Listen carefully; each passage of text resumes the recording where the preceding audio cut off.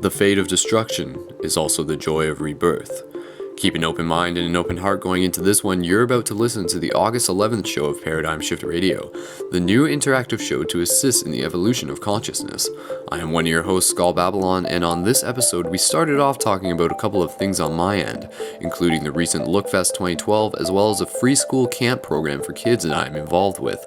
With a variety of other topics brought up, we soon got to our first caller from Flint, Michigan, who painted us a picture in terms of the less than ideal circumstances of the area he lives in, as our discussion revolved around what such an observation and reflection can mean for our own individual experiences and how to develop confidence within our own personal space. Our second caller, Isaac, shared some of his own observations as we talked about the importance of remembering that the physical side of ourselves and our work is still equally important as the internal in terms of cultivating our energy. After that, we did another group meditation, but this time we tried a new method of collectively all meditating on and towards the paradigm shift sigil, which yielded some interesting and positive results. A proper image of the sigil can be found in the show links below. From there, we wrapped up talking about some of the magic behind the sigil to leave you with some good vibes and words of encouragement to keep doing what you gotta do to get to where you need to be. This is all part of the training experience for what lies ahead. Join us on Facebook at Paradigm Shift Radio, help share this and past episodes of the show, tell some friends, join the adventure, and help us work together as we get ready for the future, whatever it may bring. Enjoy the show. Hello out there in the blog talkosphere. Welcome once again to Paradigm Shift Radio. This is a community project in consciousness and evolution of thought. And I'm one of your hosts tonight, psychic medium, modern mystic Michael Brazel. And we also have on the line with us tonight our other co-host from London, Mr. Skull Babylon. Dun, dun, dun, dun. Dun, Hello. dun, dun. Hey man, how's it going? It's going, we're at the tail end of this Mercury retrograde, but stuff, literally right as the show is coming on, like, every possible piece of technology had an update. I was hoping that, that last little bit gets you, So yeah, here's hoping that once we come out of Mercury retrograde, we're going to be like, next gear shifted upwards and like, no excuses that time. That's the way I see it, I guess, so. Well, that's what I'm hoping for, So yeah, welcome yeah. to you out there. If you haven't shared the show on your Facebook, Twitters, Tumblrs, Pinterests, and whatever else, get it out there. Get as many people as you can to join the experience with us tonight. Tonight is a community-focused event, so if you have topics that you want to have us talk about tonight as we start ramping up the show, send them to myself or Skull in the private message in the chat room, or just call into the show, 347-326-9263, 347-326-9263, the number to call in tonight. So, Skull, what's going on? I have a lot of stuff going on where you are right now, right? You just got out of today was a long day for me, man. Like, straight up. I've been up early because today we did our Lookfest 2012 thing, which I'm sure some of you would have seen. I was posting about it through the Sphere of Science and Paradigm Shift website. And Lookfest stands for Locally Organized Organic Knowledge. So basically, the idea came out of a friend of mine and some other people who worked on a small committee of like artists who sort of wanted people in their community to be able to connect and like create more sustainable networks. And then out of that is like this Look Festival. And it was just a one-day thing, and the whole idea behind it was like waste-free in a bunch of different tents. We had our Paradigm Shift booth, and we were giving out buttons. And like beside us was like a new spirituality shop, and then we had like sort of like Food Not Lawns, which is like a local group that encourages like how to grow your own food in your front lawn, like in create permaculture. So a lot of really cool stuff and bands and kids running around with hula hoops. So everybody was having a good time. But yeah, that was my day, and I haven't slept yet, so I'm still going, but I'm feeling pretty good. Like it was a long day, but it was accomplished. Like mission successful, I'd say. You had a consciousness camp yesterday, right? So you've been like really ramping up and getting out there for the past couple of days. Oh man, not even that. Like just for a couple of seconds here, let's just bring you up to date on like where Skull Babylon is, I guess, so to speak. But all throughout last week from Tuesday to Friday, because like Monday was a holiday, I've been involved with this whole free school camp thing, and it's basically based out of a Goodwill bookstore, and we like have about 12 kids, give or take, and between ages 6 to 12, and we pretty much just like try to teach them about life virtues, and we have like new virtues each day, like things like courage and humility and forgiveness and honor and loyalty. So we're trying to teach these kids these things while also working in sort of a spontaneous, like instant, like sort of like let the moment go where it needs to go sort of thing, but with having a bed schedule in place. So then from there, we're also getting them to do like yoga and meditation, and eventually, kind of in theme with that, actually, spirit science in terms of it through its like cartoon style and stuff. Like I like the idea of trying to create like a presentation to teach kids about things like chakras, for example. Right. I can see that very simply being done. Kids are very like visual learners, so you can sort of like work your way through it and then take that into a meditation like right after. So that might be something that we'll actually get a chance to do this week. So it's been really interesting, to say the least. Wow, yeah, it seems like we're all just kind of gearing up towards something here, and I guess it's important too to focus on this younger generation that's coming up. I hear a lot of people talking about indigos and crystals and rainbow children, and it's these kids that are coming in. They're so much more tuned in. Like my niece, she's 6 and she gets on the computers and does things that no one else in the house can do. So it's phenomenal to see these kids coming in already so tuned in, but also giving them that safe space to grow into their skills. Monday night on another show on this channel, The Psychic and the Witch, we're going to have Travis Sanders on, who's a psychic medium, and he's been working since he was 16 as a professional psychic medium. He was on the show Psychic Kids with Chip Coffey and on A&E. But the thing I like about his story is that he's done this work. He kind of grew up in this spiritual environment with a lot of eyes on him. So he's actually started a couple camps where kids can come and learn about their skills and then to improve on them, and not to feel as if though they're the ostracized ones. They're the fringe kids. So when you go to places like this, it kind of feels like you can just be yourself, and unfortunately we still live in a society where bullying and targeting of people who are different, is still part of this experience, and hopefully that'll start to shift as things start to open up here. But man, lots of other stuff going on this week, Yeah. I'm still waiting for the motherships to show up. Oh, yeah, weren't they? Because I was last week, and then they didn't, and maybe next week. It's getting to a point now where it's got to be something big. I want to see. And we've been saying that for a while. Yeah, we put it out there. It feels like you always suspect, but not even suspect. There's just times where I've sort of like thought to myself, and not even regularly, but I remember going back to like November 11th, 2011. So 11/11/11. I was just like, man, like if I was like some crazy person with my own UFOs, I'd pull off some crazy like mass UFO stunt and use like HARP and stuff or something, right? And I'm just like, $20, it's gonna happen, and then it didn't happen. But I mean, I started joking about that, and then the Olympics was like kind of the same thing for some people. You know what I mean?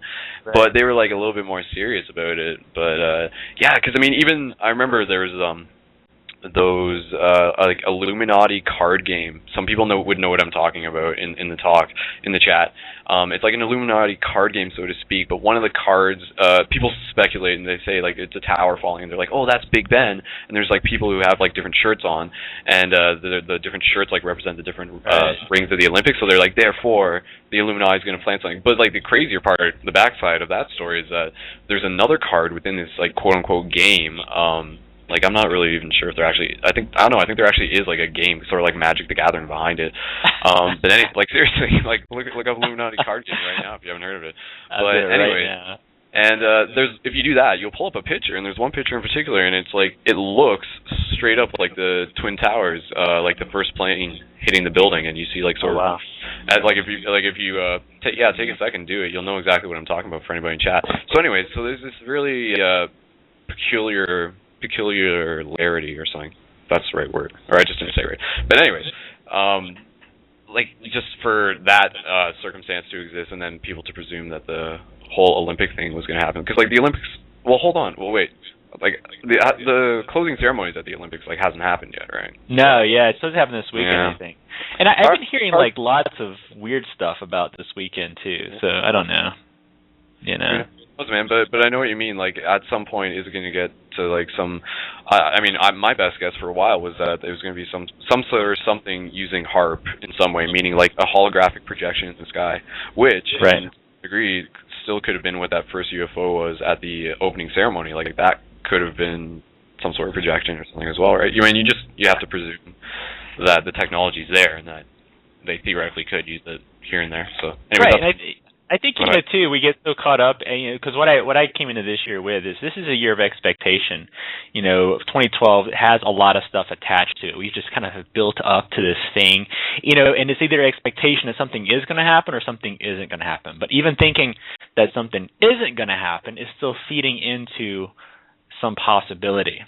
So this is a year where things are in that weird place of expectation. I remember the May 21st people, those Christians who were saying they did some calculations based on the Book of Numbers and the Bible. The sad thing was that a lot of those folks had even gone out and euthanized all their pets, and they gave all their money away. Really? So that's unfortunate.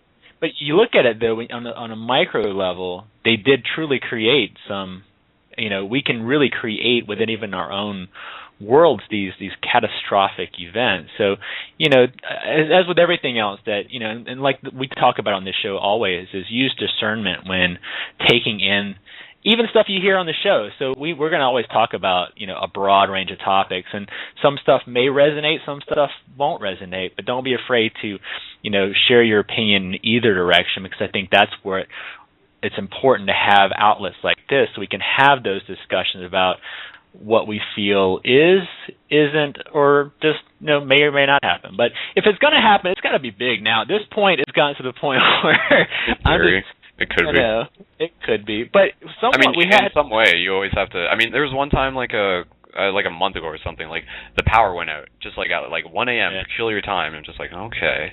So I'm just like looking out in the streets like pure black, right? I'm like, this doesn't happen very often. I'm like, solar flare, just like 3 days of darkness, I'm just gonna put a couple BBs in my airsoft gun just in case, but that said, you always it's always just something that you do in some way want to still accept as a possibility, I guess, is a simple way to put it, and prepare for it in however you choose.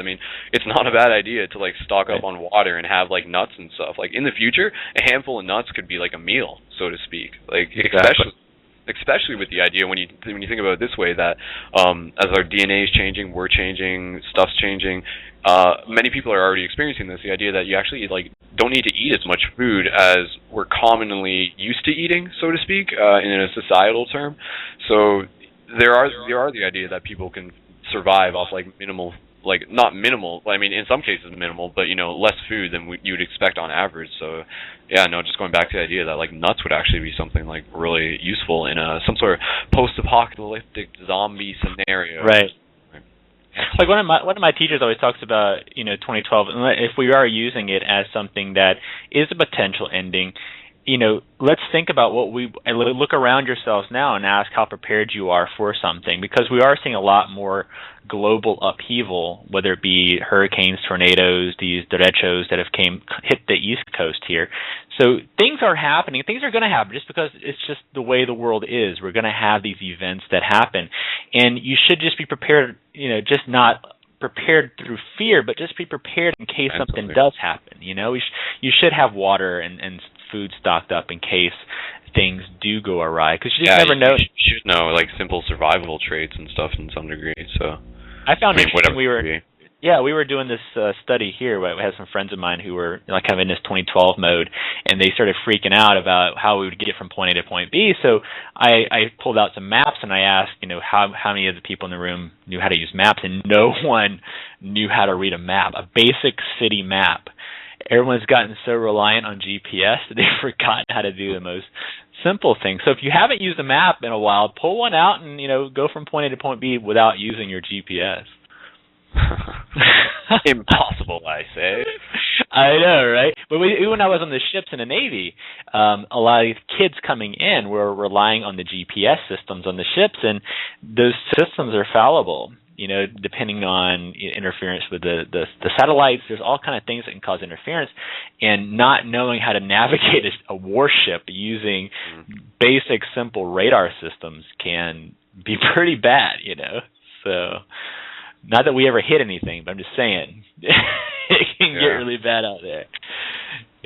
Oh, and just real quick, talking about Ascension and 2012 and stuff. Our previous guests on this show made some pretty interesting announcements that he is retiring. Free Spirit, who was on the show a couple episodes back, and you all can go back and listen to that show again, but he's actually, it's just really weird. He posted a series of videos over the past couple days, and the last one he posted, he said he's actually retiring and is entering into the Ascension process.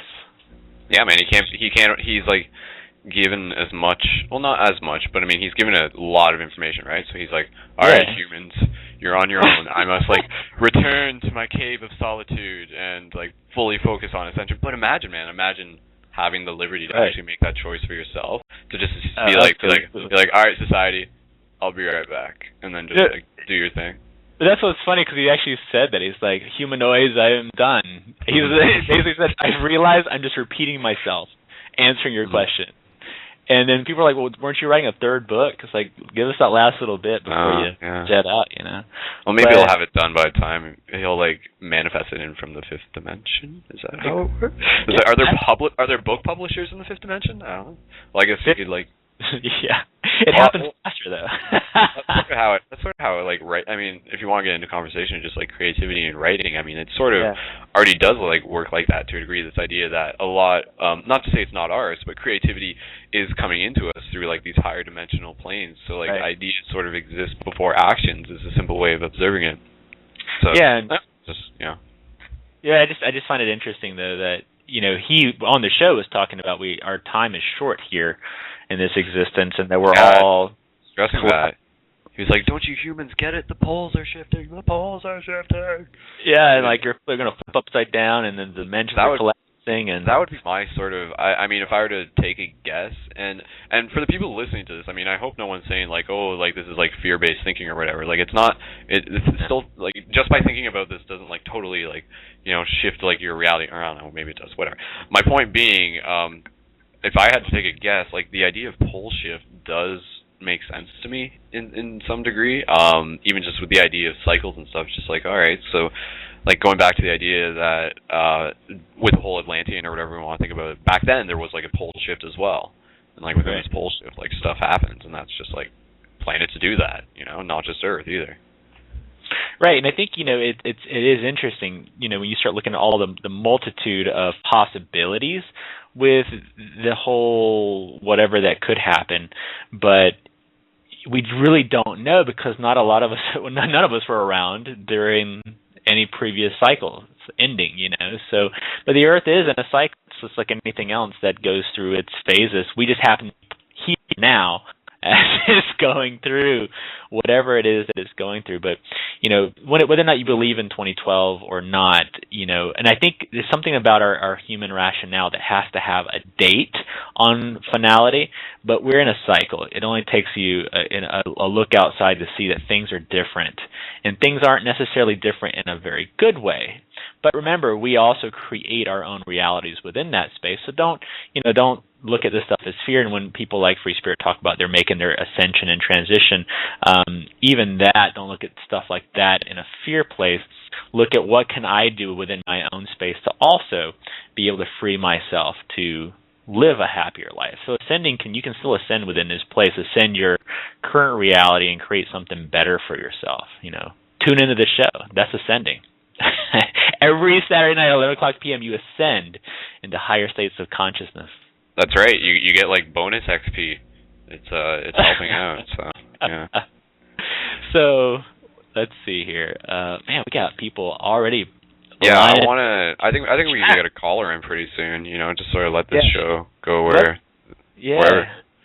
So let me hold on. I lost my little chat room thing here. So those of you out in the chat, if you have topics that you want us to talk about tonight, throw them up on private messages for us. Just because you all, as always, are talking a lot in the chat room, which is great, but if you ask us a question or something comes up and we're talking, we're probably not going to see it. So send myself or Skull Babylon a private message, and then we will get to your questions. If you want to call in tonight, 347-326-9263, 347-326-9263, the number to call in. When you call in, come to the line with a topic in mind. So we're just not like, hey, just all sitting there in silence. So if you have a topic that you want to discuss or bring to the table, we'll roll with it.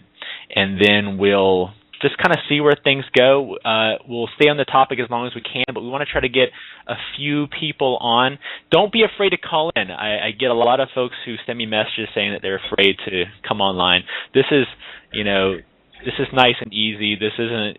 I'm not Anderson Cooper, and this isn't CNN, so you're not going to get grilled or anything. But it's a lot of fun. This is a great time that if you've had those questions, those burning thoughts and ideas, this is a great place to voice that stuff. So let's jump right into some calls here. The last time we started with chat, I'm already getting some questions from the chat, and we're going to get as much as we can. Do we got some people in queue already? Oh, yeah. Yeah, we got some folks in queue, so we're going to go ahead and open it up. Guys, remember, send the show out to people in the meantime, so it's still early. Yeah, and at top of the hour, we'll do our meditation. So here we go, and our first caller, area code 847, your first name and where you're calling from. Hi, this is Jill, and I think I just called you last night, and I ended up talking to the woman. Yes, this isn't tonight. We're not doing readings. We're okay, my daughter just walked in the door, so I didn't catch the whole show. That's all right. But Jill, thank you for tuning in. Okay, because I wanted to talk to you. That's why I was calling back. But that's okay. I'll catch you again. No problem. Call me back. We'll be on Monday for those questions. All right. Thank Monday. you. All right. Bye-bye. Bye. See, we get everybody here, Oh, that was nice. I'm glad you got that. Yeah, she was cool with it. That's how fast we fix them. We fix them and we send them back out into the world. All right, next caller. Here we go. Try this again. Area code 810. Your first name, where are you calling from? Hey, my name is Skip. I'm calling from the wonderful land of Flint, Michigan. Skip from Flint, Michigan. What is burning in your mind right now, Skip? Well, if you want to mention burning, we could go there. I had the police scanner going a little while ago, and just like every night, abandoned houses from people who've just moved and left this town are just always burning. Wow. This place is crazy here in Flint, Michigan. We have more of a crime problem almost per capita than anywhere else in the country. And the reason I called was because you were talking about stockpiling things a little while ago, and I was thinking about stockpiling food, ammunition, and other things because there's such a crime problem in this city that even my own house was broken into. Houses get broken into in this city all day long, sometimes 20, 30 houses in a day without a problem, and there's only 100,000 people in this city. And the cops usually don't even respond until 2-3 days later to do a report. They don't take fingerprints, nothing. Well, these people breaking in, they're stealing everybody's food. They're stealing stuff out of the freezers, out of the cupboards, and it has not even turned into a situation of a world without rule of law or any of that yet, and people are already acting that way. Right. I'm wondering what you guys think about all that stuff. Well, I think it's always important to be prepared. A book that I recommend everybody reading is called is The Gift of Fear. It's a really good book, and it's not a book that instills fear, but it helps us to work through pre-existing fears and helping us to understand how fear relates into some of these more global dynamics. The idea, though, is to, one, just be sure you're in a place that's safe, as safe as it can be.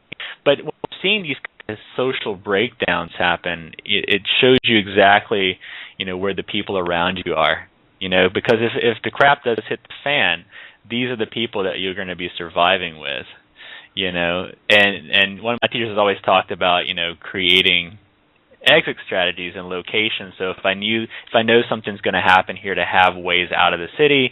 So there's lots of things you can do to prepare yourself. But just remember, even in these places of upheaval, we still have to extend compassion out to those that are around us.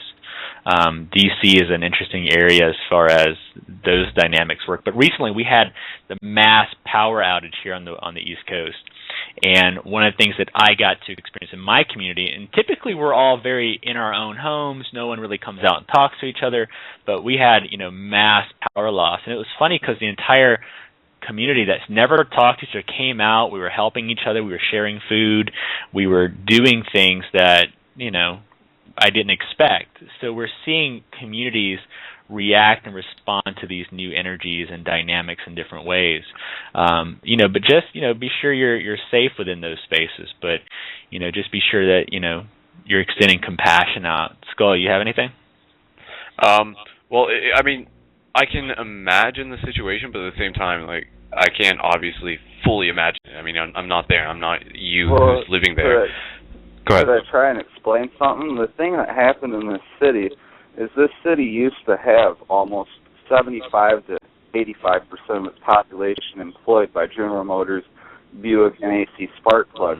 And everyone in this city was making good money. And all of a sudden, over like a 10-year period, they pulled all the factories out of this city.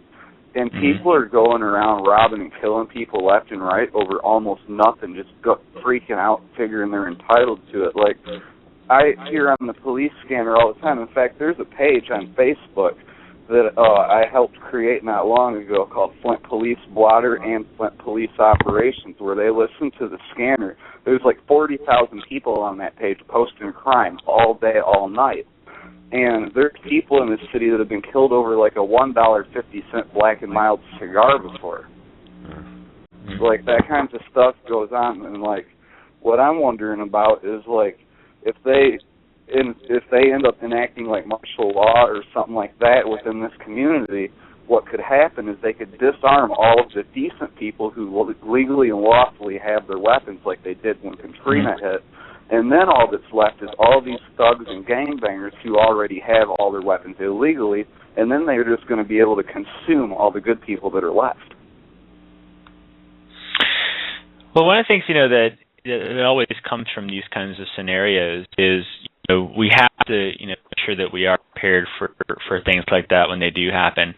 The other thing is, when we are noticing these dynamics, and one of the reasons why I feel that a lot of people are responding, and we're seeing a lot more violence and a lot more negative outreach. Well, as the energies are coming in, we always talk about how, the light workers are opening up. There's also this other energy that's also opening up in this space. And I don't think that a lot of people are really, because, energy's coming in. It's hitting people in different ways. Some people are opening up to their light. Other people may not know how to respond to these energies, so they're lashing out in other ways. But we're seeing these different dynamics open up. I'm always a big proponent on just learning basic self-defense, even without weapons. There's things you can do, to ensure the safety of your home and those around you. I know personally from teaching, weapons self-defense, that sometimes weapons even give us a false sense of security. I don't think we're still at the point where we're going to be having, martial law enacted. But my question that I always pose in my own space is, if I had all that stuff taken away from me, what could I still do? I always go to base level and work out from there. What can I do to ensure the safety of my home and those in it, even without that stuff present? I agree completely, and that's what I've been doing. Like, I'm a firm believer in Christ myself, but I'm like anyone else. I'm not perfect. I'm sitting here talking to you guys and thinking about this stuff, having a beer. But, the more this stuff goes crazy around my town, the more it builds my faith, because it's been prophesied to happen, and it's starting to happen. And that's the one thing about it, is just, like, finding people who know the truth. Like, I found out about your guys' show from Alex Jones, one of his Facebook pages promoting it. And he's all about having people wake up to what's going on and things. And I want to see people wake up to what's going on spiritually, so they can make up their mind as to which way they want to go. Wait, we were being promoted on Alex Jones? That's all I heard, right? Promoted by InfoWars. Can you send a link for that? Like, I'm really, if there is an original link or just somewhere where you found that, I'd love to check that out. That's cool. I mean, hey, you know what? I started off listening to Alex Jones at one point. Like that's I mean, going back to his videos with Bohemian Grove, and I mean, I wasn't totally like, you know, like humping the guy's leg or anything, but like after a while, I sort of strayed away from him and stuff. But I mean, the stuff he talks about is similar to this. I mean, what you're sharing with us here, Skip, like this stuff can't and shouldn't just necessarily be ignored. A lot of people talk about this idea of like creating, you know, like this love and light energy around you and stuff, and that does sort of mean like creating this bubble of light. But at the same time, you can't forget that you're still connected to a lot of the chaos that's like sort of happening in this world. But I mean, yes, you want to be. The question that you want to bring yourself back to is, where am I now? And regardless of all the external stuff that's happening around you, this could be something as chaotic as what you're experiencing in Flint, Michigan. And I'm actually on the Flint Police Operations Facebook, and like I'm seeing, there's like posts like, you know, with only like a couple minutes apart, and it's just like. Example, something. No, okay, well, noise complaint. That's interesting. And then ambulance, like different ambulance requests and everything, like mental illness histories. Anyways, but my point is, I mean, this stuff is happening, and that's like sort of with all this energy that's happening right now. There's this like the pendulum's in like full swing. So we're getting like a lot of like the really good positive stuff, but then there's like the other side of like a lot of like chaotic type stuff. And chaos isn't necessarily just a bad thing, because out of chaos actually comes symmetry. But it's just it's like I said, it's just something that we can't really necessarily ignore. But the question is like, how do we think about it, and is there a way that we can like learn something about ourselves in the process of acknowledging like that these events are happening? Right, that's what I'm trying to figure out is like, you know, to be angry at the situation or accept it, deal with it, and figure it out, because it's almost to the point here where like they've collapsed the economy here, like they're planning to do in other parts of the country. And if it wasn't for people who get their monthly Social Security checks and whatnot, spending money every month, this city would be in a lot worse shape. If that was taken away, it would probably be like a nonstop riot period. As you can see if you dig through them posts on that page, that there's so many violent crimes that are just pointless, one after another after another. Right. The thing I would suggest, you know, is when we talk about living in fear, living in anger, living in those spaces, because it's important, yes, to acknowledge those emotions, but I always recommend channeling them into something that is positive. You know, having discussions about how we can create community support in places where there is community disintegration. Just because the world around us is collapsing doesn't mean that I have to be part of the collapse. I feel personally that it's my purpose within this space to be sure that I'm creating some kind of positive space within the chaos, because that's where I have to be. And if I'm living in anger, sometimes I react in anger, and that just creates this negative cycle. And sometimes, you know, when we talk about the energies coming in, we are in a space where our thoughts become reality faster.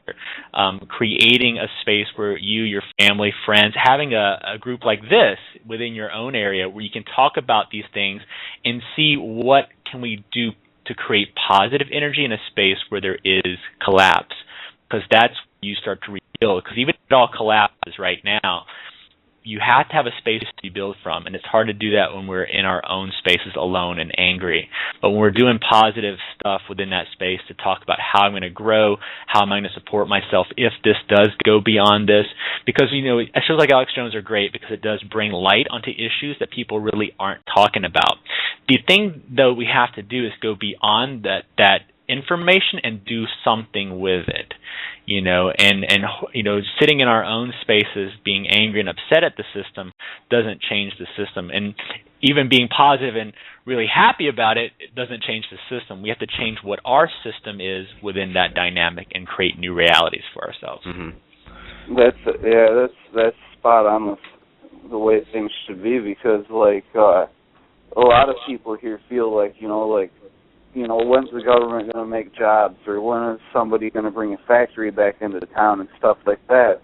And like even the city government, they're always trying to get like medical stuff coming in, or little like things like that.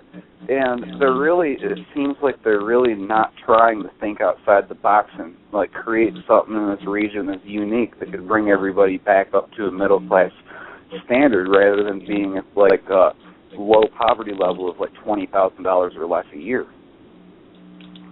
And that's like, I'll get off of here and let other callers come through because I can talk forever, but I remember last Christmas sitting and listening to the scanners. My family lives out of state, and I was sitting here listening to the police scanner and hearing call after call after call of just people like breaking into people's houses and just stealing their Christmas while they were unwrapping their stuff.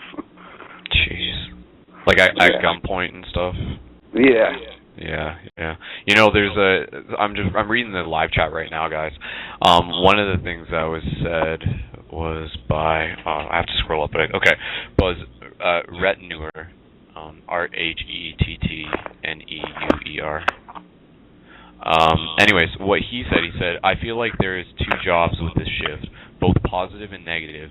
The negative energy will bring a collapse, but this collapse will also allow the positive energy to create, which is like really an interesting thing, man. And I've always had that.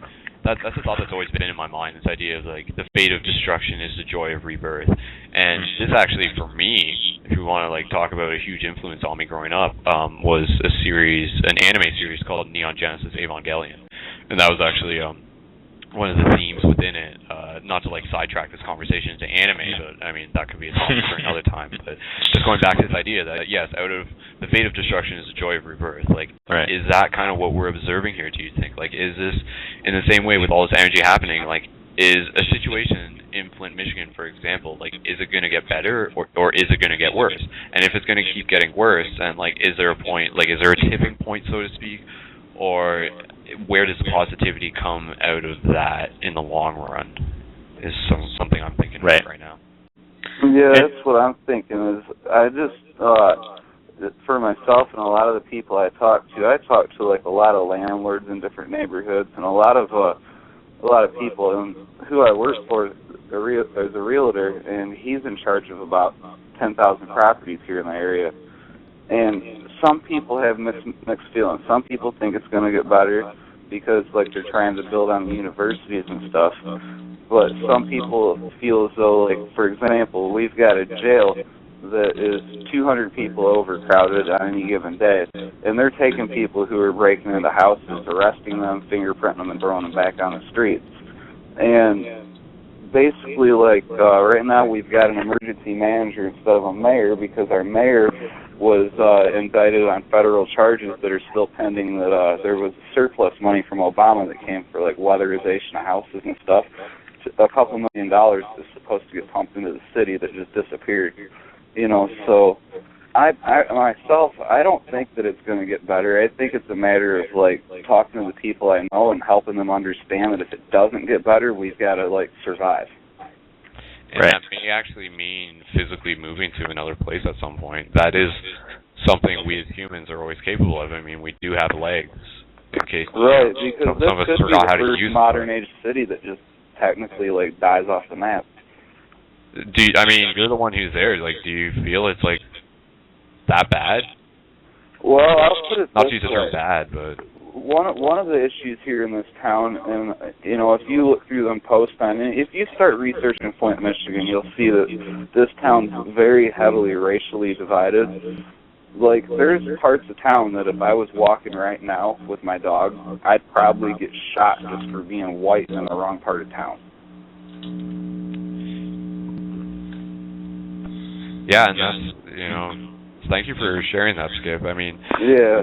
In terms of where we've been with, like, paradigm shifts and stuff, obviously something like this is not off the table, and it is, like I said, it is important for us to be able to talk about this and just try and make sense of it in some way or another. But I totally, like, wish you the best of luck, and it's great that you have gotten in touch with us. And sort of going back to this idea of what I was saying earlier, ultimately the question is, where are you right now? And regardless of what's happening outside your door, you know, what's happening with the people getting shot, like, on the other side of town and stuff, as crappy as that is, like, where are you right now is the question that try to bring yourself back to if you find that your mind is wandering. Because, I mean, say you're thinking about all these crimes and stuff like that. by thinking about them, is that fixing them? Is that solving them? Like, it's helping you understand them, but I mean, at some point you have to be able to let it go. And again, return your focus back to that question of where am I right now, and then sort of go from there, right? Like, figure out what needs to be done. I'm in the baby steps of trying to like figure out like how to turn this frown upside down, so to speak, and like the people who I associate with, get them to understand what's really going on around here, so that they can be awake to it and try and like either come up with a solution of some kind, or come up with there's got to be a solution to anything, right? That's right. Well, that's the idea. It's just take what we've said here and sit with it and see how you can create a positive paradigm within the space that you're in, because that's the recommendation that I would give. Is we can't live through anger and fear. We can have those emotions, we can have those experiences, but if we're living through them, we will absolutely create those realities for ourselves. And, with any type of defense, and having done that type of stuff for so long, when we live in that place of fear, then everything becomes that thing that ignites that fear space, which can cause us to react in very harsh and very negative ways, when we should be reacting in ways that are much more positive. So shifting your mental space through things like meditation, things like positive centering, things like empowering yourself through things like, for me it was martial arts, learning to defend myself and those around me, gives me that sense of confidence within my space. Therefore, I have less fear extended out into those external realms. But just sit with that, let this stuff sink in, and keep listening into these shows, all right? Yeah, I'm going to keep listening to you guys. I appreciate what you're doing. Good. Yeah, and just one more thing to sort of what Michael's saying, and this sort of, excuse me, I'm losing my voice after today. Excuse me. What I was trying to say was, one thing that you can sort of use as a mental projection / exercise, if you feel sort of uneasy or something, going into, like, say you're walking through a certain part of town or something, imagine like a piece of white chalk, and then like draw like an outline sort of around yourself, like just with your imagination. So you're like creating like this outline of like white light around your body, and then just sort of like breathe and just sort of bring your focus into that, and then like move forward from there, like understanding that like that white light is like protecting and helping guide you, and eventually that will be something that you can choose to let go of at some point too. But I'm just saying, as a mental exercise, you could use that just to sort of like bring your conscious awareness into the moment as well, and go from there. Right, like that's kind of what I've been doing. That, and I'm able to legally be armed too. So like I always, whenever I'm like walking my dog or driving around places, it's always in the back of my mind, thinking there like, for me it's God, and I'm always thinking like, if something happens here, I'm counting on you, Right. All right, man. We'll just keep breathing, keep staying in that place of divine light, and just allow yourself to, center and ground. That's the big thing, and create some positive space for yourself, all right? All right, you guys have a good one. Thanks for talking with me. All right, no problem, Skip. Thanks. Bye. All right. Wow, heavy stuff.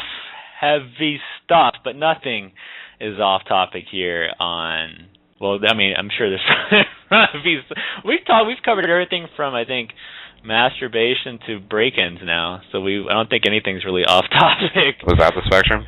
Sure, why not? That's been the spectrum of diversity that we have here. So I mean, but I've gotten folks who've chimed in with things like shapeshifting too. Just never forget you haven't even gotten that. The reps, man. You want to push some boundaries? Let's talk. I know, but the thing is, remember, folks, when it comes to this kind of stuff, because we're all, I think that a new report just came out recently. So there's more, vacant homes than there are homeless in the United States. We're creating this really odd reality and this really off balance. And here in DC, we have a lot of gentrification, which means basically the city comes in and cleans things up, meaning they get rid of the lower income areas. But what they're doing is displacing people, and they're not offering dynamics and spaces for those people to move into. So we're seeing a rise in the homeless population, which it's causing this weird off balance. And when people are in a place of struggle, sometimes they lash out through violence. I've experienced it here in this town myself. The idea is to be sure that you are prepared for anything. Take a self-defense class. It gives you confidence, and confidence in your spiritual space is also something that's important.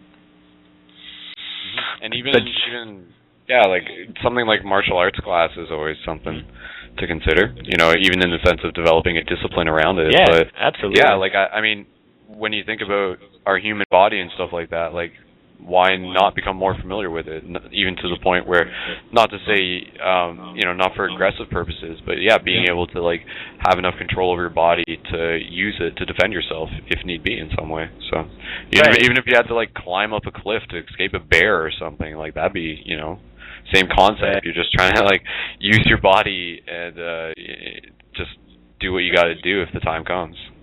Right, and I've been doing martial arts now for almost 27 years. And I've studied 23 different styles, and I have 7 black belts, and I've only really been in a few altercations simply because your confidence in a fight, and the person that controls the mental space within a fight is usually the one that wins. And, the idea is to be sure that you're confident, not just in that space, but having a discipline. And martial arts is a really good meditative, stay away. I mean, there's stuff that mixed martial arts stuff. That stuff is all right for throwing down, but get into some of the spiritual stuff. Don't forget the spiritual aspects of some of these wonderful things that are out there. But big thing is don't forget to breathe. Man, that last call, I feel like I was on the inhale, like most of it. Life is getting crazy, but don't forget to breathe, That's where movement happens. So let's just take a deep breath in, deep breath out. We'll take this next caller and see. Well, let's see. Hopefully the call get lighter. I know there is some people talking in the live chat. Just sort of one person. I don't know if I should even mention this just because it would create a conversation, but they were just saying they'd be interested to hear what our insight is on the thoughts around the Earth. Sorry, no, I didn't say around the Earth. The sounds. Our thoughts about the sounds around the Earth, and the sounds being those like. There was a video. It sort of showed up on the internet not a month ago or something, or no, probably longer than that. It's been a while. Time's so long. But it was basically different recordings from different parts of the Earth where there's like this low billowing noise, and it sounds like sort of like trumpet. So you know what I'm talking about, right? Sounds and stuff.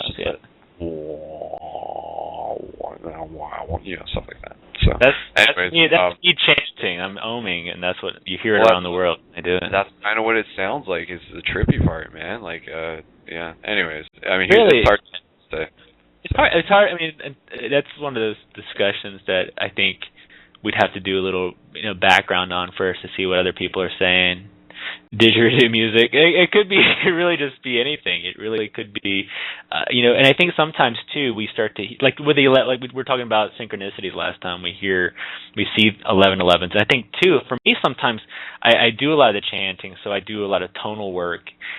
When I'm on the metro, I'll hear the tones from the train screeching.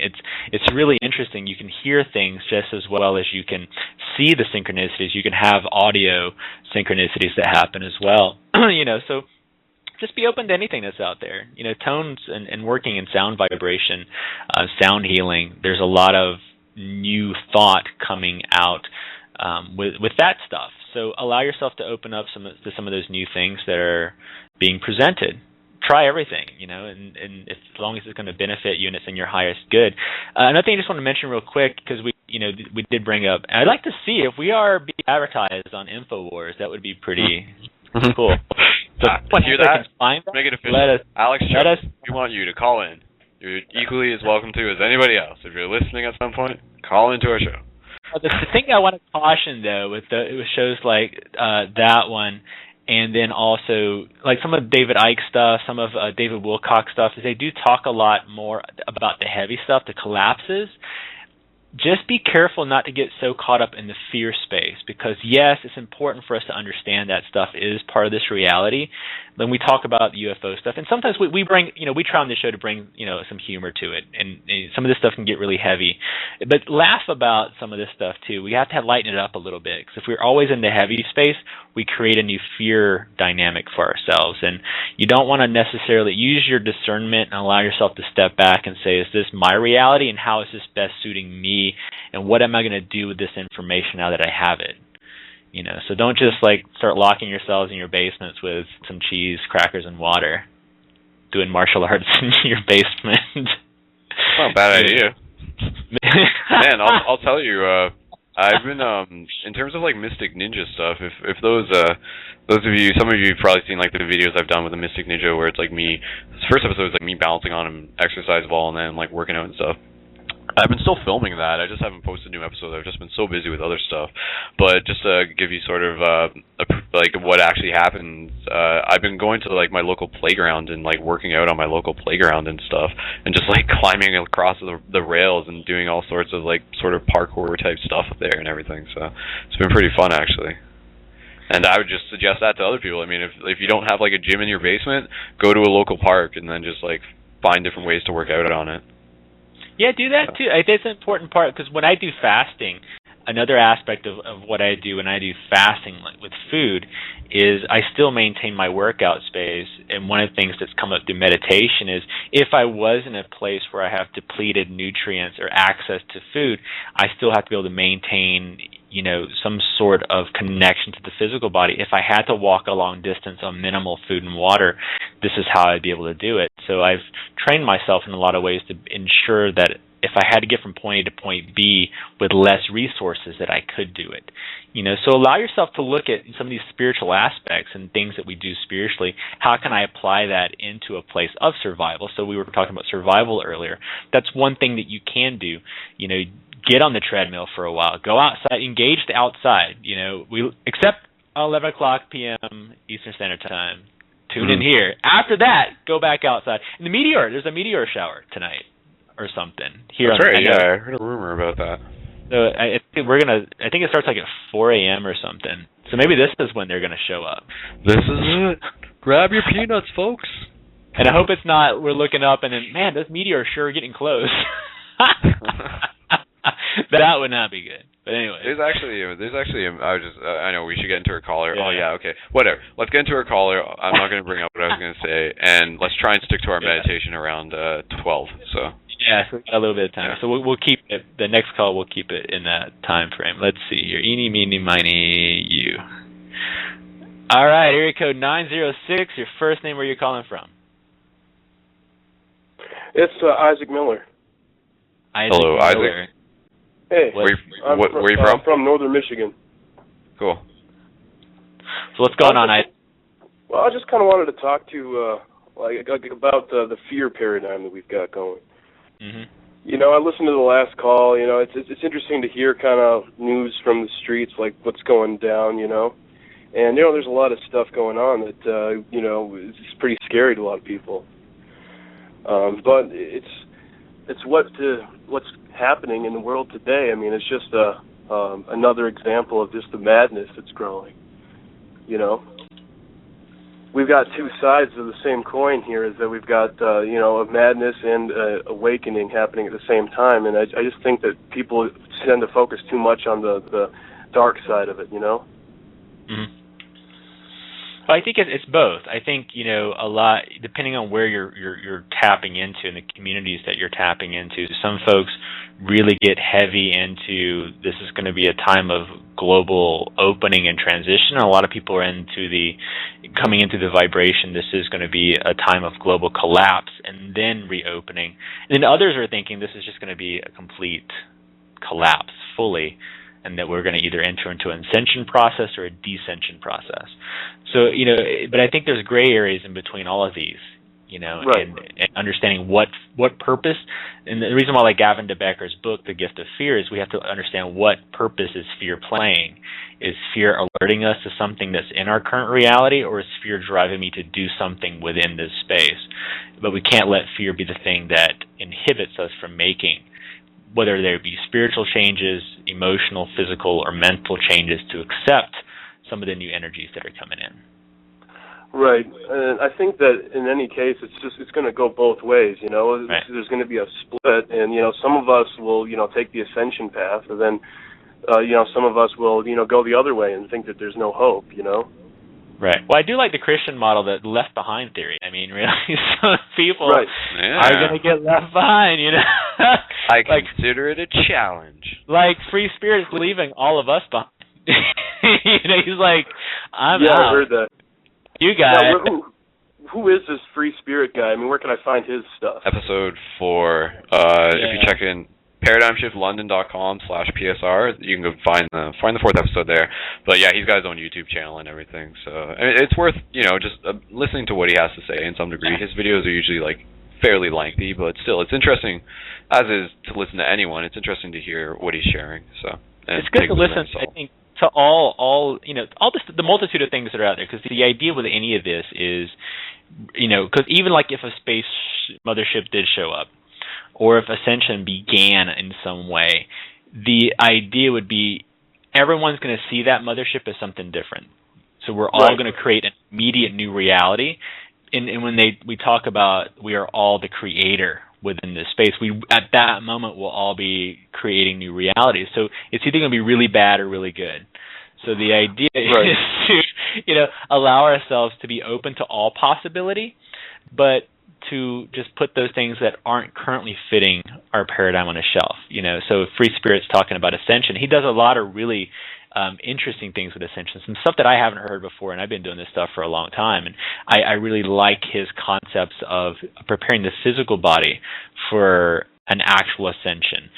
So, it's about engaging the process in a multitude of ways. So I think, it's just a matter of understanding where you are in that space and what reality you want to create for yourself. Right. Now, the ascension process, I mean, I see a lot of people, they're talking about, the light body and how that's really where the focus needs to be because, it'd be almost a physical transcendence that takes place in a lot of people. But what do you think of that? About the light body, as far as engaging the light body? I think it's important to engage, the light body is important.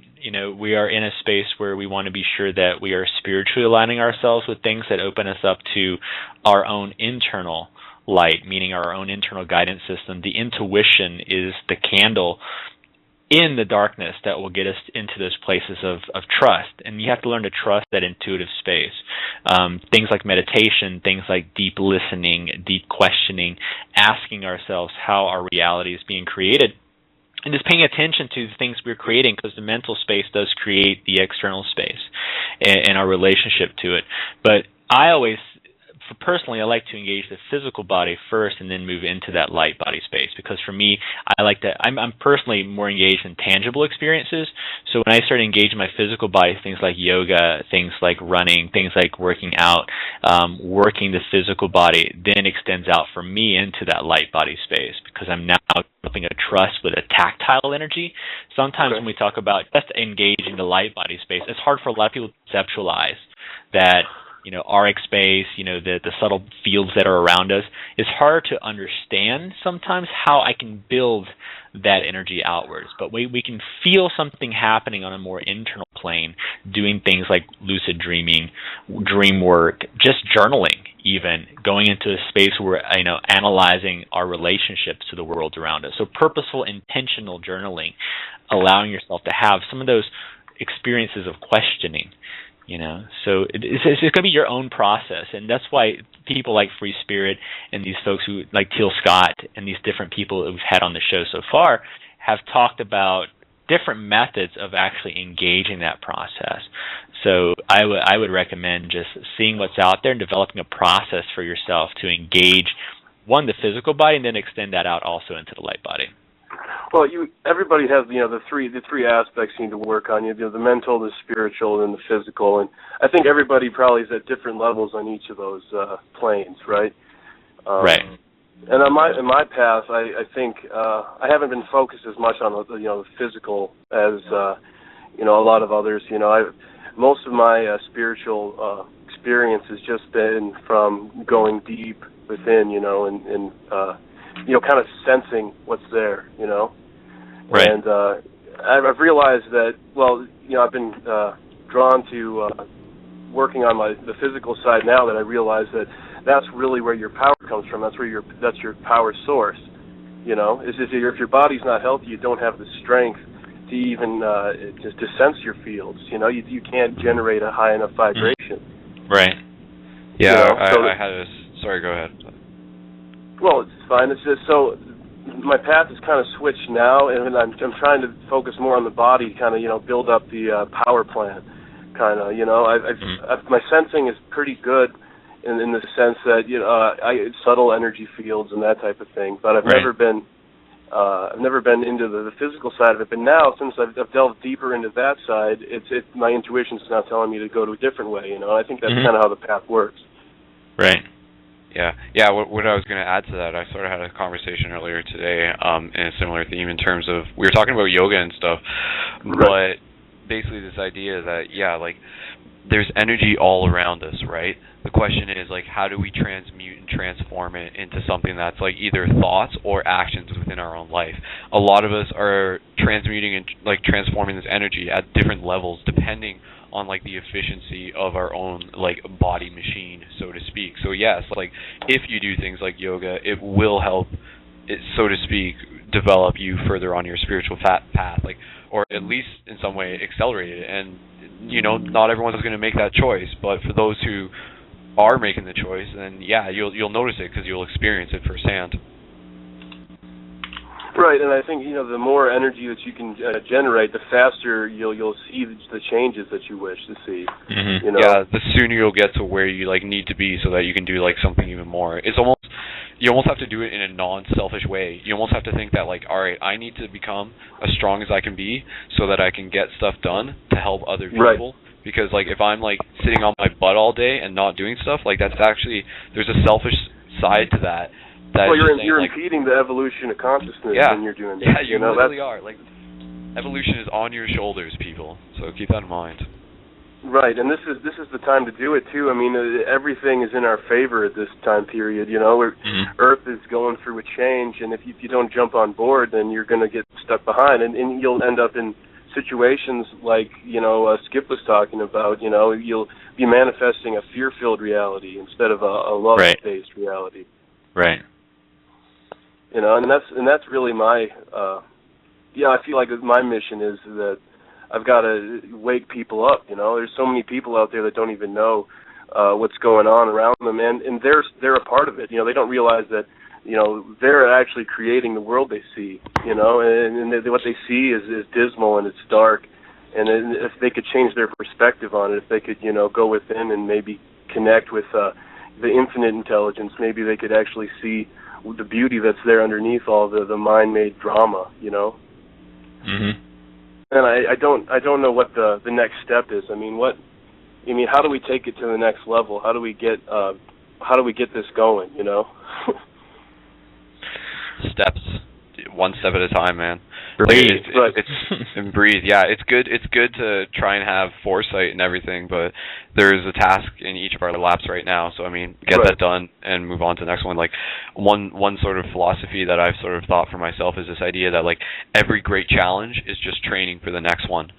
So in that sense, yes, work as hard as you can. It's a championship of the world, and then do it again, and it's gonna be something even more. So definitely, there's something ahead of us. What it is, it's going to be different for each of us. What we can do, we can prepare. And how do we prepare? That's the conversation we're having.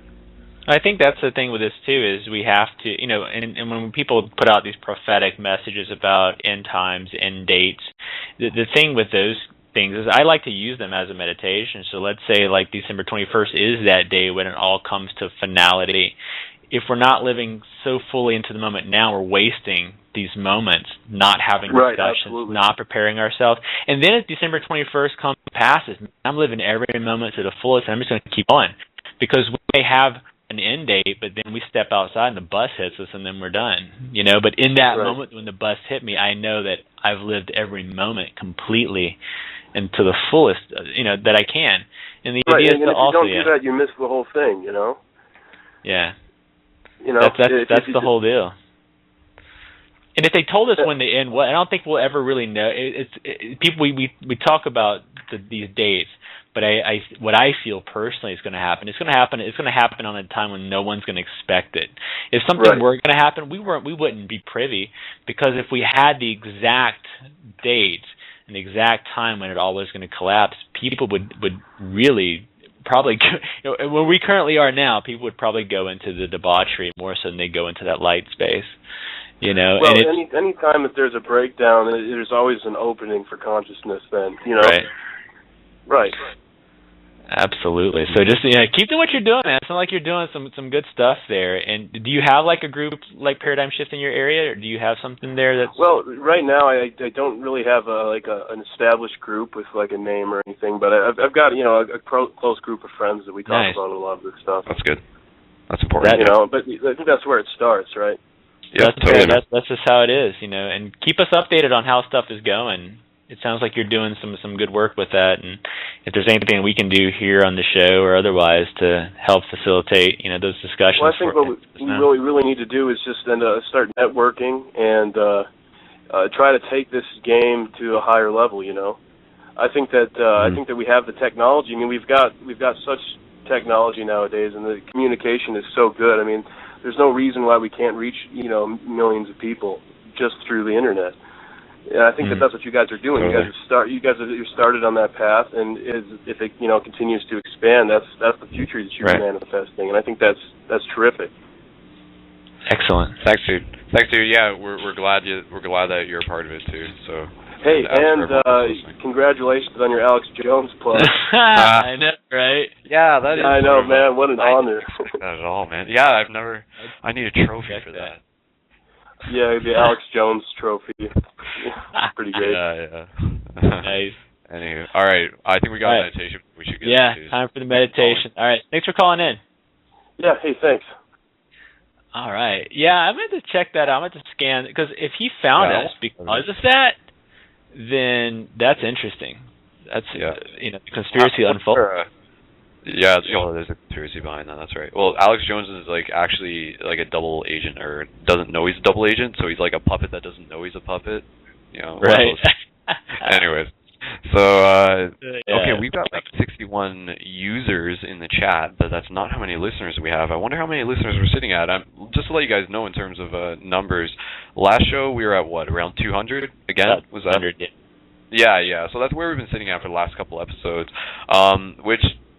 Who knows? It could be like a completely different group of 200, like from one show to the next. But presumably, guys, keep doing what you're doing to share this show and help get it up there. And that includes sharing the YouTube as well, the YouTube version of this episode, which will go up the next morning on the Facebook page, so facebook.com/ParadigmShiftRadio. And there's all the other websites as well, so facebook.com/ParadigmShiftLondon is a Paradigm Shift community I'm affiliated with. Paradigm Shift Central Facebook.com/Paradigm Shift Central is the hub where you can connect with other Paradigm Shift communities and get some tips on getting your own started in your area. If you've been listening to all the conversation we've been having tonight, these are just sort of examples of sort of the format that you can sort of take into starting something up in your area. Just create like a physical group where you can sit around a table and just talk to people and just practice talking is the way we do it. So awesome, guys. Good work so far. And we'll put all those links in the chat, and be sure, share the download too, because our downloads are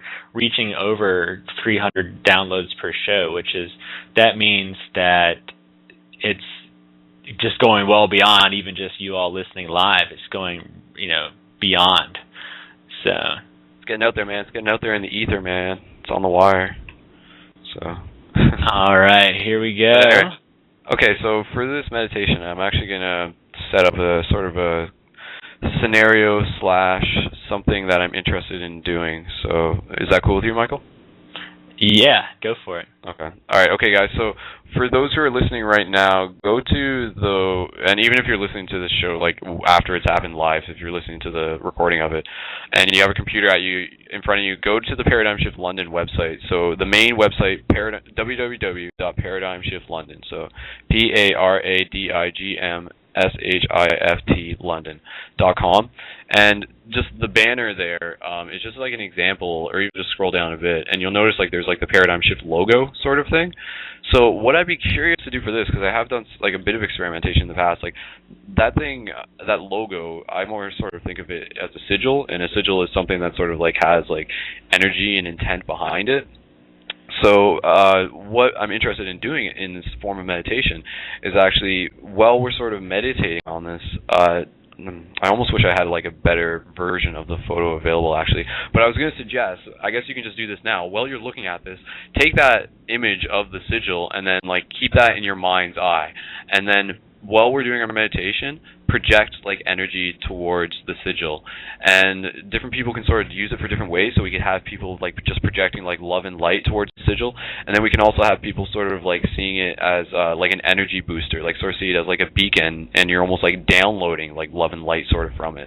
So it's sort of like this literally this symbol, and this is totally, call this an experiment or whatever, but I'm just really curious to see what can happen if there's like 200-ish people meditating on a single sigil like this, and just sort of see what we can sort of do out of it. But what I would suggest is that sort of for some people, focus your intent on the idea that the sigil represents like strength and unity and like community, and sort of see like the energy and the strength behind it, and use that to sort of like empower yourself to like become your like move closer on your life path to like becoming to like moving closer to your dharma, to do what you need to do to become more of your golden self. So that could be like physical strength as well as spiritual strength behind it.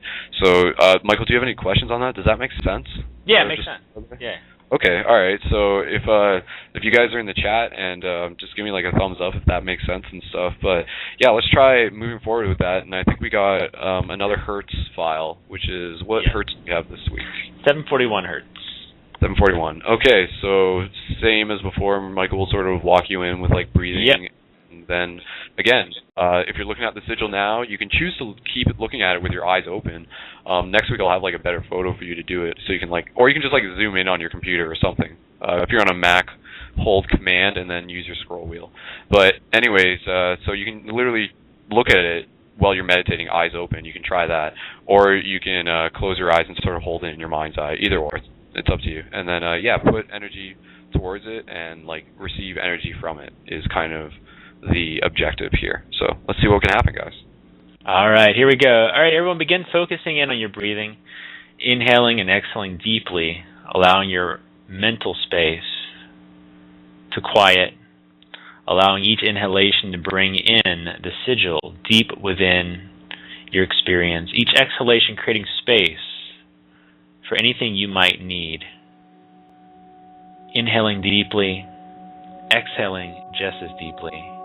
Inhaling compassion, exhaling, creating space for compassion. Continue breathing and focusing on the sigil, allowing yourself to go a little deeper within with each breath as we now begin our meditation.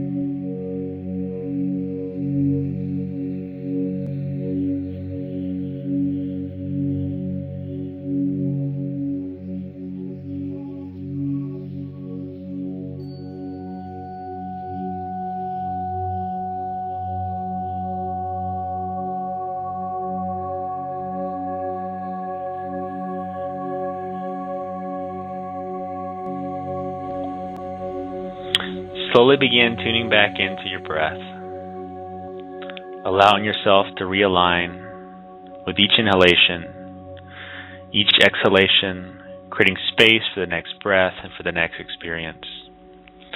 Allowing yourself to fully come back into your experience, opening your eyes, opening your heart centers, and re-engaging the world around you slowly with each breath. Take a nice deep breath in, exhale it out fully, and welcome back to the whatever dimension you might have journeyed out to. All right. Yeah. Mike's figured. Yeah.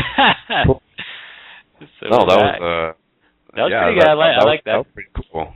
That hurts was pretty good too. I like that. That was a good one. That was a long one too. That was like 9 minutes or something. So yeah, it was very that was very. One person just said thanks for the grounding. So yeah, that was. I'd leave your comments right now. Some like DMT theory in the chat. He's like that was intense. So I'll give you my experience just because I was doing like the open-eyed thing for the most part. With the link from this, which is off the paradigm shift. I'm just giving the exact one. So you can see from the people in live chat, that link, there's like the white orb in the center of the sigil.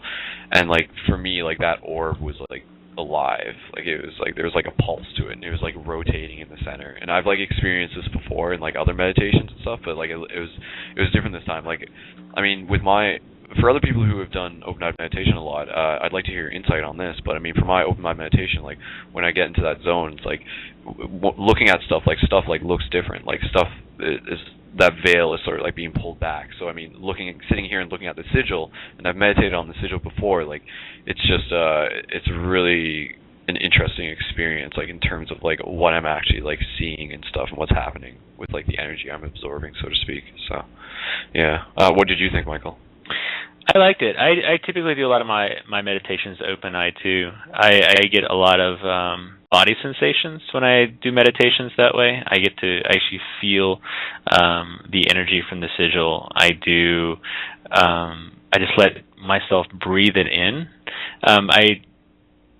I try to see where it's at in my body, if it's opening anything up, and my relationship to it. But it was very peaceful. It was almost like right in the heart center. It was kind of it was really neat doing it as a shared experience too, because you could really feel the interconnectedness. In any type, there's a sigil, and it's got these intersecting lines, and everything's just kind of in that place of creation, and we're all focused in that space, either just through listening to the music or actually visualizing the sigil itself. It just increases the resonance of both the sigil and what we're listening to. So it was pretty intense. And go back, you can download this show and go back and just listen to the meditation if you want. I mean, that's one of the beautiful things about these shows being downloadable. So if you had a really great experience, go back and re-experience. Between this show and next show, tune in. I mean, go do that for a week, and then let us know what happens as you post on the Paradigm Shift Radio Facebook page, and let us know what your experiences were through that.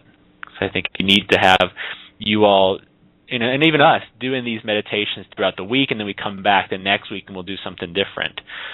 So yeah, it was good. I mean, part of it, call it like faith or whatever, or just like this innate understanding of the fact that there's like energies around us, and we don't always see them, but they're still there. But if you can still understand through other circumstances how they can be applied and how they can be moved around, then something like this meditation does open up to the possibility that, like, yes, we can use the sigil for many different reasons, and that was sort of the purpose behind it. Like, there is, like, call it magic if you want, but there is, like, this magic element behind it.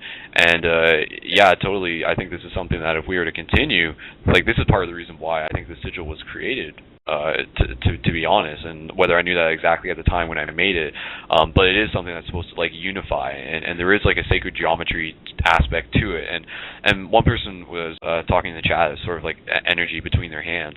One way of, like, looking at the Paradigm Shift sigil is you can almost look at it as, like, two hands, like, holding, like, this sphere of light within the middle, and then, like, there's, like, the arrow on the top and the arrow at the bottom, sort of, like, representing, like, higher and lower self, if you want to think of it that way. There's a lot of different ways you can think about the sigil is my point, and that's the idea, is that people can put their energy into it, and then like other people can like receive sort of like a collective input of energy. So I had this theory, just as we sort of wrap up the show in terms of the sigil. I think it is just something worth mentioning, and part of the reason why I was sort of I made that before it was like the paradigm shift sigil. Like I made that on my own, and then the paradigm shift idea sort of came slightly after. But one of the ideas is that like people who might be new to this stuff, so to speak, simply by looking at the sigil, and this is almost the same concept behind crop circles as well, simply by observing the sigil, there would be like a subconscious, if you want to call it that, aspect of themselves, like an etheric aspect of themselves that would be like downloading any of the like collective energy that is like associated with that sigil. So in some way, by us like meditating our thoughts into the sigil, a person who like comes off the streets would see the sigil, and then, you know, like a part of them would just be like, huh, that's interesting, like I feel drawn to it or something. But then like, and this is, call it theory if you want, this is just me sort of taking a swing, and again, it's sort of an experiment, but the idea that like part of them is actually like being connected with the energy that is what we are experiencing through the whole like paradigm shifty stuff that we're doing, including this radio show and what will happen in the future. So, right. Yeah. I mean, and this is important. Cool, if you don't have a practice right now, these shows go back, and we've done the meditation now for several shows. Go back and listen to some of the other meditations, and use these meditations as a jump-off point to ground yourself in a new practice if you don't have one. And if you're looking to start one, this is a great way to do that. You know, this is one of the beautiful things about this show is we do cover just such a wide variety of topics. And those of you, I know I've been getting a lot of private messages. If we don't get to yours, I do absolutely write down everything that we get as far as topics. So if there's something that we can bring up on another show, I do keep a list of those things as they're coming up. So don't feel like if you give us something that we're not ever going to talk about it. But keep tuning in and keep sending us your thoughts, your ideas. Even through I really want to see more activity on the group pages on Facebook. So the DC group is facebook.com/groups/paradigmshiftdc. You can also friend me on Facebook, facebook.com/mbrazel. And go on those pages and have these discussions. So if you don't have a group locally, let's use these outlets like Facebook for something that's more positive. Instead of posting just, pictures of kittens are wonderful, and I love all the memes that are out there. But let's do something positive with this space. Let's talk about some of these ideas and concepts. And it's done a little bit, but I just don't want to see just myself or Skull or just a few of the other community leaders doing stuff. Get out there and have discussions on the pages. That's what they're there for. Yeah, you guys are the leaders too. Remember, being a leader is not a role; it's a state of mind. So each of you is a leader. But we're all in training. So you don't have to rush out the door tomorrow. That's kind of what we're doing here. This is like your homework. So take some notes. If you're listening to the show on a regular basis, do it. Like, take notes. Like, make sure that you're actually like reflecting on what gets talked about here, which involves like listening to the show again. And I encourage you to like do that in terms of like your entire day, like a whole retrospective exercise you can challenge yourself with. Is at the end of each day, whether you're writing it in a journal or not, sort of mentally walk yourself back through that entire day, and that will like help flex your awareness and your memory. And it's just building those like spiritual and mental muscles that we need to learn how to use if we're going to be committed to the work that we got to do. So whatever that may be. And I think the work's unfolding. Remember, because we've been talking a lot on this show today about destination, and it's not 2012, these chaotic times. The road in itself is the destination, and the road can be something that's really beautiful, and we can focus on all the the things that are growing around us, or we can focus on all the cracks on the road. But remember, in those cracks, those beautiful little blades of grass start coming up. You have to allow the chaos to bring you something. There's always beauty and tragedy, and we have to allow ourselves to find some of that in our experience. Not everything is going to be beautiful and wonderful. We're going to have upheaval. It's just part of life. But we can't allow ourselves to be destroyed by that process. And this is a great outlet for that. So come on the show and just be part of the experience with us. This show is you all. We're just tour guides on this experience. Neither one of us are better or worse than anyone here. We're just all sharing a journey together, and we're just your tour guides on this trip through consciousness. And free spirits here. Yeah. Like on your right, you'll see the self-transforming machine, Al. Yeah, we'll have to talk about Terrence McKenna. There's so much we can talk about. This one's wrapped up about for this. now. We're coming down to the end here, everyone. And again, thank you so much, everyone. The chat room's always open for a while afterwards. I'll be in the chat room for a bit. Yep. I know folks like Jake Church out there. He does a tiny chat. That's kind of along the same lines what we do. If you have stuff that you do out there, also post those things in the room. Our next show here is going to be Monday at 9:30 p.m. Eastern Standard Time. Myself and my partner David Salisbury, we do a show called Psychic and the Witch. We're having Travis Sanders on. He's a psychic medium. He was featured on A&E's Psychic Kids. Shows throughout the week. Every Saturday night, 11 p.m. Eastern Standard Time, myself and Skull Babylon here, bringing you Paradigm Shift Radio, journey through consciousness, evolving ourselves and our processes. Anything else you want to add before we... Yeah, how many seconds do we have? Like a minute. Okay. No, guys, just the obvious stuff. Paradigm Shift Radio, Facebook, Paradigm Shift Central, and Paradigm Shift London are the ones that you can check out, as well as Paradigm Shift DC if you just run a search on that. And, download the show, share the show. Like, that's one thing that I think I would actually want to see more within the community. I do want to see more of you guys actually, like, sharing the show when it's posted through the Facebook group. Just, like, in terms of numbers. Like, the more we can do that, like, I'm just asking you politely. And then the more we can do that, the more we can help other people. So, again, like, take it beyond just like us in our group here, and let's like find more ways that we can get it out there, and that means your physical community as well. So you guys have been great. Good job in the chat, and we'll see you next time, Michael. Absolutely. Yeah, thanks a lot, everyone, for tuning in, and again, thank you all for being part of this experience. Have a great night. Namaste. Oh, sick outro.